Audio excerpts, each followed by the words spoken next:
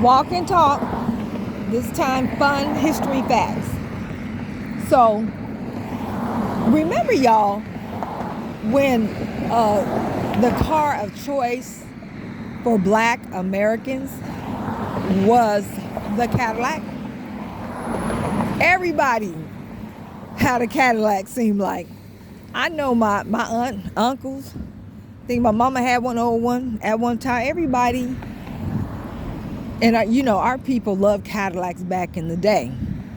I don't see too many of them around as far as, when it comes to us purchasing them and driving them. But Cadillac was our car. You had these people making fun of us concerning Cadillacs because that's what we like, and people like to bully us concerning what we like, what we eat, and how we dress. That didn't deter us, honey. We were Cadillac people, taking pictures in front of our Cadillacs, driving up, people looking, you was kind of special. You driving a Cadillac. So where did this love for Cadillacs come from? I always thought it was just a choice. We just like Cadillacs. No, there's a history behind it. And I just learned this myself. All right. So between 1929 and 1939 was the so-called Great Depression. It lasted a little bit over 10 years, but the major, you were deep in it for at least 10 years. So during this time, people lost a lot. White people lost a lot. We lost a lot. A lot of people were hurting, hungry, unemployed, didn't have a place to live, all kind of stuff. Soup lines all down the way across the block. Okay? Soup lines. All right, so let's go back to Cadillac. There was a time, Cadillac was, manufactured by General Motors. There was a time when General Motors would not allow Black people to drive their cars, okay? So at this time, General Motors was failing.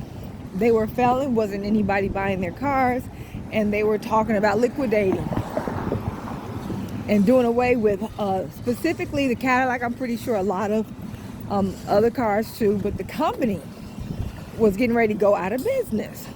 So again, they did not allow Black people to buy from them. At one time, General Motors, I believe it was established here in 1902. Somebody came up, one of their board of directors or CEOs came up with a plan. Now remember, this is during the Great Depression, that era, and a lot of people were suffering, but not everybody. All right, there were some Black people who were elite and they were doing okay, and there were some Black people who they weren't necessarily elite, but they were doing well too. They were holding up during this depression. So one of the CEOs of the Cadillac or General Motors company came up with an idea to try to save General Motors, the car manufacturing company. And that idea was to market to Black American people. So they changed their rule. Now we can spend our money with these people who previously did not allow us to even buy their cars based on the color of our skin. Now they're marketing to us and we can buy. So since that was one of the, I'm not sure about the other car companies, but a lot of them had to have pretty much the same rule too, because it was Black people who came out to buy Cadillac from General Motors that eventually saved the company. We started buying cars from a company that previously did not allow us to buy because of the color of our skin. And then we started buying Cadillacs till we bought them out and saved General Motors Company. Yes, we did.